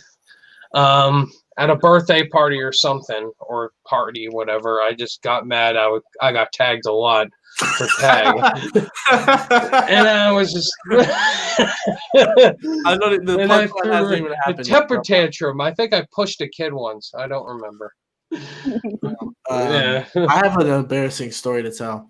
I was scared of the first Iron Man. I walked out. Whoa. Wow. Okay, so scared of Ironmonger or whatever. What's crazy is I'm like the biggest fan of the MCU. So it started off as a rough start because that was the first MCU movie, and what had happened was the part where Jensen is about to eat like that rock or whatever. They're about to torture him. I was expecting a superhero movie, and I was getting like these Afghanistan like cave people or like terrorists and it was the 10 Rings. The 10 Rings, and it was super scary, dude. I was like, this is not fun. And I ended up watching it later that year, like on like home video or whatever, and I ended up loving it because I was like, I had my senses right. I was just but I was scared, and I walked out. Never even finished the movie. Wow. Kristen? I don't know. I have no idea. I'm sure there's been many, many embarrassing moments, but none come to mind right now. So maybe that's my embarrassing moment is happening right now that I can't remember. A lot of moments in school too. You know, you just say stupid crap, like not even embarrassing, like like tripped or something. Like I remember just like I was a pretty talkative guy in school, so I just like blurt out shit, and just like people look at me like, "What the fuck are you saying, dude?" Like, and I just like say stuff, and I was just being a dumb kid, and so I regret some things. And I'm embarrassed about it. Like not even embarrassed. I just cringe. I'm like, "Ugh, why did I say that?" Yeah, some of my older videos, I'm like, "Oh, I really said that." Yeah. When you said The Rise of Skywalker was good, and you're like, I'm like, that didn't age well. No, some are. I gave Scuba B-, which is way too high now that I think about it. That's a C- max for me. Chris from Film Stock, great food question he has here. Favorite type of pizza crust? Thin, regular, deep dish, etc. And what's your go-to ice cream flavor? Oh. Go-to ice cream flavors, cookies and cream. It's cookie dough, dude. It's cookie dough. That's the only answer. Did you say cookie dough, Kristen? Yeah, cookie dough. Or if I'm going to like the ice cream truck, it's a toasted almond. Okay, that's good. Yeah, I like that. Cookies and cream for me, and pizza crust. I just go. I don't even know if I know the difference. I'm the doughy guy. I like the dough. Yeah. Yeah, I think it's deep dish. I don't know I don't know. Yeah. I can look at it and be like, I like that kind, but I don't remember like the name to the image of what that looks like. I think it's regular, but if there was an option to do like a cheese crust, I feel like stuffed with cheese, I feel like I like that. I just don't know if they really have a lot of that in my area, but so I'm any type of pizza. Yeah. Who is more menacing, Koba or Anton Chigurh? Well, you can't compare the two. One's a human and one's an ape. I just go Anton Chigurh. I mean, that dude's a monster. Like, he scares the fuck out of me. Javier Bardem in No Country for Old Men. Like, what a villain. Oh, yeah, he's scary, dude. He's terrifying. Have you seen that movie, Kristen? Have you seen No Country for... Oh, man, that movie's so good. He is so good in that movie. Koba, you understand why he has these feelings about humans. Yeah, No Country for Old Men, he's just like he's just a bastard, man. Yeah, he goes overboard, Koba. Like, you see him in Menace and Ways, but Anton Chigurh is a monster. You don't know when this dude's gonna come and kill you. Like, my God. That little machine, he just puts it on your head. He's just like, hold still. So Watch great. the movie, it's so good. So amazing. Thank you for that question. Favorite Liam Rush show. Favorite restaurant you've been to? Oh, wow. I know off the top of my head. Go ahead. All right, so I went to Hawaii in 2018, I think. First time ever going to Hawaii. My buddy that had been there already recommended I go to a place called Duke's. Really fancy restaurant. It's on the beach. And it's $1 million steak. It might as well have been. You know how stuff is super overpriced. And I got like a filet with like mashed potatoes. So good. And I had like I think I had like I'm not a big unsweet tea person. I live in the South, so sweet tea is like the bomb. But I had unsweet tea that was like strawberry unsweet tea. Tasted so good. The service is phenomenal. The view is amazing. And it was great. Just loved it. That sounds delicious. Yum, yum. Kristen, what's your go-to restaurant? There's this place by me called the Cajun Crab Shack. And it's so good. You get like, we've been just doing takeout of it. I haven't actually like physically eaten there, but you get like a bag filled with like crabs, and then we do like New Zealand mussels, which are humongous, and shrimp, and they put like this sauce in it, and then potatoes and corn, and it's just like in this big bag, and you just eat out of it with gloves and like a bib and stuff, and it's so delicious. It is the most delicious thing ever. Wait, so was the question your favorite restaurant you've ever been to, or your go-to? Go-to. Oh, my go-to is I used to work at Texas Roadhouse. Do you guys have Texas Roadhouse? Yeah. So I used to work there, so I ate there all the time. And pretty much like everything on the menu is good. The steak, the chicken, the burgers, the country fried chicken, the salads. Dude, the salads are huge. Dude, the salads are so good. All the sides are great. Good margaritas. Like the mango margarita there is the bomb, dude. If you guys want a margarita, get the mango margarita there. So yeah, that's probably my go-to. I used to work there, and my brother worked there with me. My girlfriend worked there with me. Some of my best friends still work there. It's pretty cool that it's kind of where I met a lot of people. My go-to is TGI Fridays. Oh wow, Mm-hmm. That's nice. And finally, Jay Vaders, the one and only Jay Vaders. Ryan, if I ran for president, who would be my vice president? And Colin, if you played on Big Brother, what would be your game strategy? My game strategy, I'd kind of like try and become friends with everybody. You ever seen Big Brother, Kristen? Not really. Yeah, it's a reality TV show, but I'd probably just be friends with everybody, just make connections, kind of lay low, try not to a whole lot of competition, so I'm not a threat. And then like towards the end, really step on my game. I kind of have a similar game plan to Casey, who she won that year, but she laid low basically like half the season, and then just took off, won like every competition. That's what I would do. So, yeah, that'd be basically what I try to do. I have a hard time, laying low because I look like I'd be good at physical comps, but.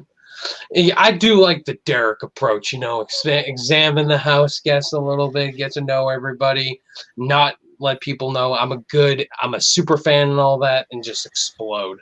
Yeah. Yeah, let people underestimate you, and that's what I would do. Yeah, and that's exactly what they did to Derek. I want to play dumb. I want to be like, act like I'm a dumb, like, I don't know. No, or I'm gonna throw this competition. I'm gonna win every competition. Yeah. So for me, I don't care. I'm not running for president. Never. No. Just kidding. Love you, Jay. All right, and that's it for questions. Thank you guys so much for the questions. Great questions all around for us to answer. And guys, let's go to our mid-year picks now. Our best, worst, disappointing, and surprising films of the year so far. I got my letterbox right here, dude. I'm ready. Yeah, it's July. It's halfway through the year. I figure Colin said, let's just add this in. It's halfway through the year. Let's give our favorite film of the year, our worst, our most surprising, and our disappointing film of the year so far. Gotcha. All right. Chris, why don't you go first? Well, best guests first and ladies first. Sure. So should I do all 4 of them? Yeah. Start with best. Yeah, we'll start with best. I think one of the best films of the year that I really enjoyed was Hamilton. That was definitely one. And Eurovision Song Contest. I really, really liked that one. I've been really into the musicals lately, so those were 2 of my favorites. Gotcha. Those I haven't seen either one. I've seen them both. All right. I guess we'll go next. My best. I kind of hinted at earlier. King of Staten Island, Palm Springs, Greyhound are kind of top 3. I also enjoyed The Invisible Man and Birds of Prey. But the King of Staten Island, Palm Springs are kind of the 2 that come to mind. So as far as the best, I think the King of Staten Island for me. I loved it. Ryan? My best is Hamilton. Is the best movie I've seen this year. And yes, it is a movie. I don't care if it's a recording of a Broadway show. It's a movie to me. Right, because when you think about it, like some movies are filmed 3 years before they're even released, right? Yeah. Yeah, exactly. I feel like it counts. Mm-hmm. I would, I don't have any. Yeah, Hamilton's my number 1, A+. Defy Bloods, that's my number 2. Spike Lee, A+. I love that movie. Invisible Man's number 3. It definitely bumped up for me. King of Staten Island and Way Back. They're like battling out for me, but I prefer King of Staten Island. The Gentleman is my number 6. I think that movie's really great from Guy Ritchie all around. Then Palm Springs comes in at number 7. Then The Lodge. Then Onward and Extraction. That's my top 10 so far. Yeah, Birds of Prey is an honorable mention. Yeah, Birds of Prey was. Oh, dude, I love Birds of Prey. I had such low expectations. All right, now let's go to the worst. I think, Colin, let's just say our worst. Ready? 1, 2, 3. Artemis Fowl. It's Artemis Fowl.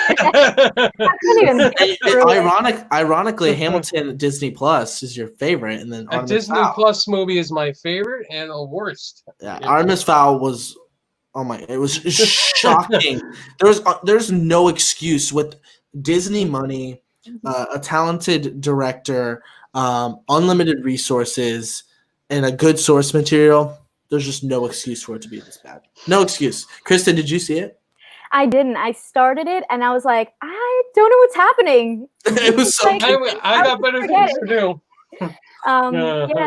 It started out weird because it like seemed like a really bad Spy Kids at first, and then I was like, I don't know what's happening. Forget it. I give up. He's just walking around in sunglasses and a tuxedo or whatever. He's just like Artemis Fowl. Do not overlook this. He's just walking around smirking and doing nothing. And Josh Gad is just narrating the whole movie. Artemis Fowl. I met this kid when I was 24. Oh my god. Yeah. And then there's a scene where he farts sand out of his ass. What is happening here? And it's so anticlimactic. It's so anticlimactic. It's so bad. It's so bad. It's another one for me is Fantasy Island. Another one, The Boy 2, The Grudge, The Turn-In. Pretty much a lot of James. Also, Capone was really bad. Capone, that was bad. And then also Netflix. Doolittle, Bloodshot. A Netflix movie I was looking forward to because I read the book in high school, All the Bright Places. Right. That movie sucked, dude. I would say that one for me was a little bit more of like a disappointment than the worst. That was the middle of the road, yeah. That movie was not good. It was just withheld information from you for some reason. Like just didn't show. And like the acting by the main guy in the movie was Justice Smith. Jurassic World. Fallen Kingdom, not good. Pikachu. Yeah, it wasn't good. Was awful on the girl in it, she's been in some stuff. She was in Super 8 and 20th Century Women. She's good, but it was just the writing was so bad. That one wasn't great. And then I mean, most of I wasn't a big fan of Scoob. Didn't like Scoob. Lovebirds I didn't really like. Extraction wasn't really a big fan of. Yeah. So, yeah. For me, the worst I would say was probably Scoob, and I think some of the ones you mentioned are more in my disappointeds because I was like, "What happened here?" Yeah, Scoob was the first 15 minutes I was so on board, and then it just turned into a millennial Gen Z confetti fest, and it became a superhero movie, and it's like, no, that's not Scooby Doo, but nice try though. You missed, and you swung and you missed, but. Mm. All right. Surprises. My most surprising is Bad Boys for Life. Easily. You guys haven't seen it? No, I haven't seen it. I've never seen it. Yeah, I watched the Bad Boys movies for the first time this year. I couldn't care less with the first two, but really enjoyed the third one. The third one was a surprise. I really enjoyed it. It was action-packed. It was funny. Will Smith and Martin Lawrence, they have such great chemistry in all three of these movies. The villains were actually a surprise to me, too, compared to the other two. It does tie in for a sequel. I would be interested for a sequel. The directors of the movie, though, I forgot their names, but I'd love for them to do an MCU film like Blade or something. That'd be really awesome. Because they were talking to Marvel about possibly directing an upcoming MCU film. Nice. Yeah, Bad Boys for Life, that's my biggest surprise of the year, easily. I went into that movie expecting to hate it, and I really enjoyed it. Nice. Kristen, what's your pick? Some of the surprises for me this year were Onward. I feel like I was hearing mixed things, but I actually really enjoyed it. The story of brotherhood, I thought it was really nice. Sonic the Hedgehog was another one that I was like surprised by how much I enjoyed it, especially with all like the critiques about the original art. I was like, okay, wow, this was pretty fun.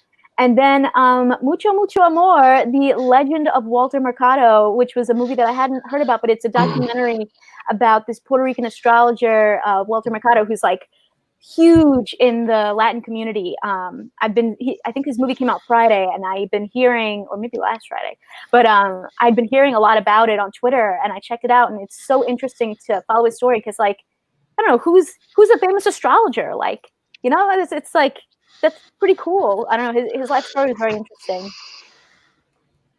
Yeah. Disappointments? Yeah. Did I say my surprises yet? You said Scoob. I think you said.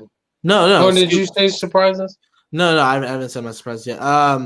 Definitely Sonic the Hedgehog. I think that movie was a good one. That movie was a blast. Yeah, and the reshoots. Yeah, they did something. I had incredibly low expectations, and I walked out and I just had such a fun time. I thought it was very sweet and cute, and I don't have any connection to the character of Sonic. I really dug it. Another one, the Birds of Prey. I thought the trailers looked awful for Birds of Prey. The marketing did not work for me whatsoever. I thought the name was stupid. I thought the whole idea was dumb. Emancipation of one Harley Quinn. Yeah, just not really working for me. That one was a surprise. And then Greyhound. I thought the movie looked horrible. Not looked bad. I thought it was going to be bad, and it completely worked for me. Another one I actually really enjoyed that some people didn't. This is maybe a more underrated pick is The Hunt. I actually really liked The Hunt this year, which was kind of you brought up Ready or Not. That kind of reminded me of The Hunt. Liked how it went at a different angle, you know, making fun of both political sides. And I enjoyed the comedy, and the action really worked for me. Whereas I think actually Ready or Not, the best part of that movie was the comedy, and the action I thought was a little bit to be desired a little bit. Whereas this one, it wasn't as funny, but the action really was great. And I really dug it. I think that was but the number one surprise is definitely Sonic, and then close second Greyhound. Greyhound, I did not have high expectations for it, and I loved it. Well, for disappointments, it's either got to be Greyhound or Downhill. Downhill with Will Ferrell and Julia Louis-Dreyfus. I've heard Zach Pope talk about this at Sundance. This looked exciting. It's about this family that goes on a ski trip, and there's this avalanche that happens, and that almost kills them. And Will Ferrell acts like it didn't happen. And yeah, that movie was just bad. The writing was bad. The story was bland.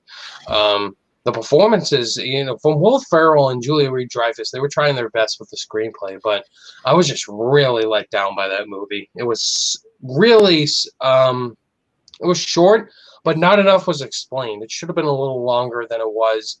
Really develop the story, make me care, and I just didn't. It was a real letdown. Greyhound was also a real letdown for me.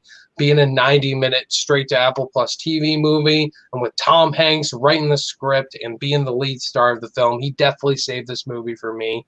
Every other character I could care less about. Saying nonstop, yes, sir, all over again for 90 minutes straight. Really boring story all around. Nothing exciting, really.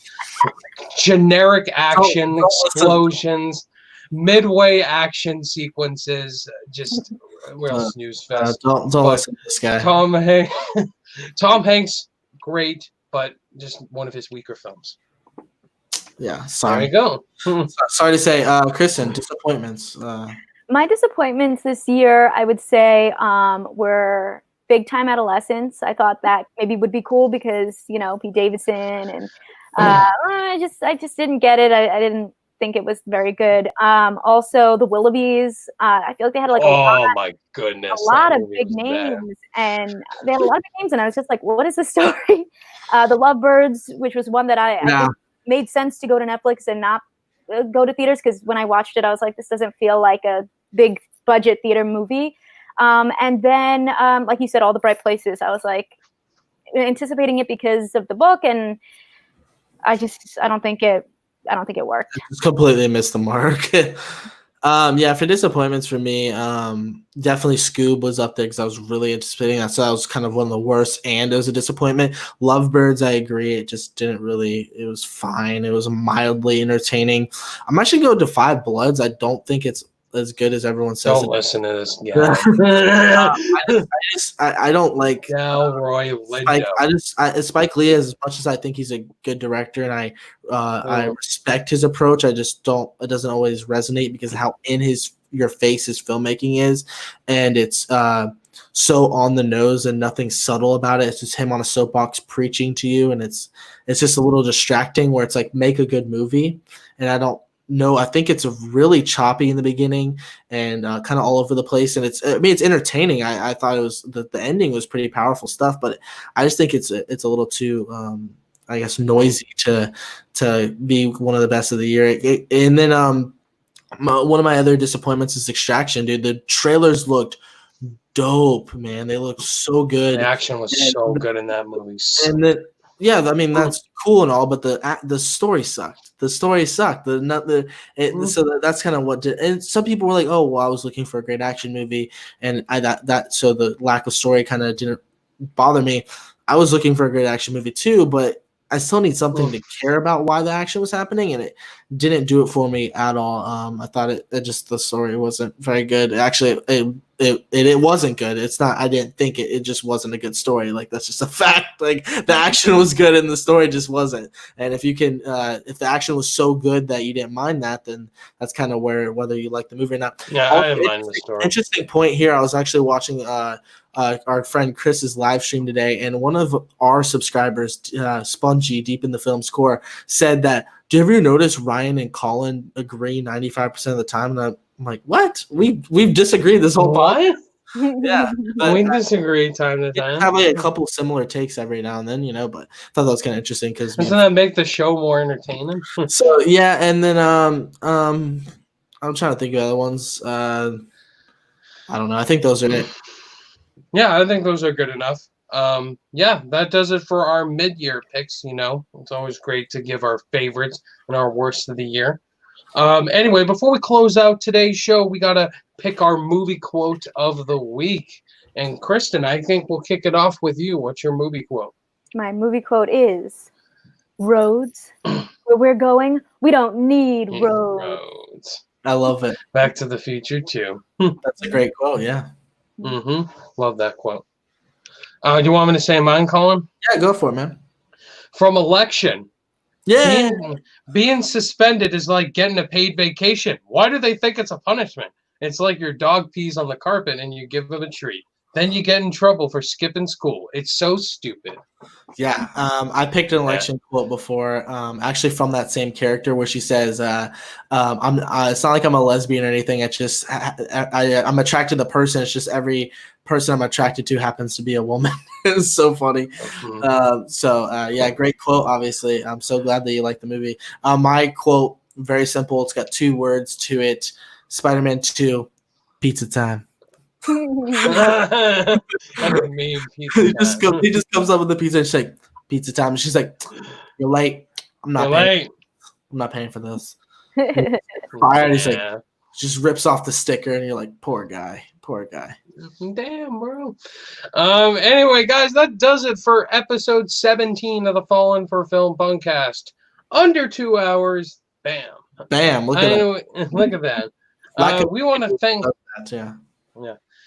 We want to thank our guest, Kristen Maldonado, our first female guest. Thank you so much for coming on. This was a fun time talking movies.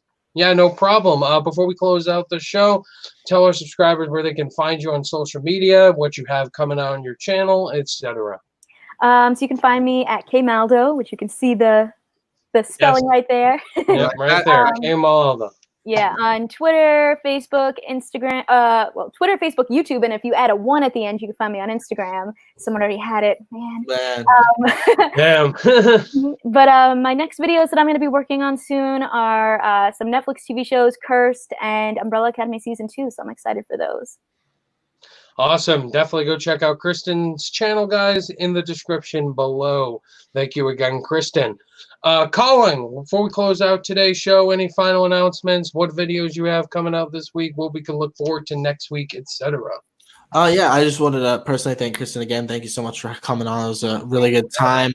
Really excited to have you on and to finally do it. It was great. Yeah, for me, you guys can follow me at look my name up, Colin Williams. It should pop up right there. My name's unique enough to where I usually pop up at the top of the list. That's cool. Instagram, Colin Williams Reviews. Twitter, Colin Williams of Mars. You can see right there. And Letterboxd for any movie I ever see or old C Williams 991. I review anything and everything all day, every day on Letterboxd. So follow me there because I'm really active. And yeah, I got my MCU video coming tomorrow. Thor: The Dark World. Whoo! That's snooze fest. You know what's funny about that is usually I've been watching the MCU videos early, editing them earlier, and posting them earlier, and then just scheduling it like days in advance. I haven't even posted it to YouTube yet, so I need to do that when we get off here and stuff because I just put off watching it so long because I just don't care about the movie. Spoiler alert. But yeah, be on the lookout for that. And then I got a couple collabs in the way. I got The Last Jedi versus Return of the Jedi, so that's gonna be a lot of fun. And yeah, so great episode, guys. Thanks for having me as always, Ryan, as your co-host. Yeah, you're here. For me, look forward to some great top 10 lists I have in the works this week. The podcast, of course, I'll do another Q&A as well, do one every week. And like I hinted earlier, with another top 10 collab I have coming out next week with Austin Burke, top 10 Christopher Nolan moments. So that'll be a fun one too. And yes, thank you guys so much for watching episode 17 of the Fallen for Film podcast. We'll see you guys in the next episode. Bye.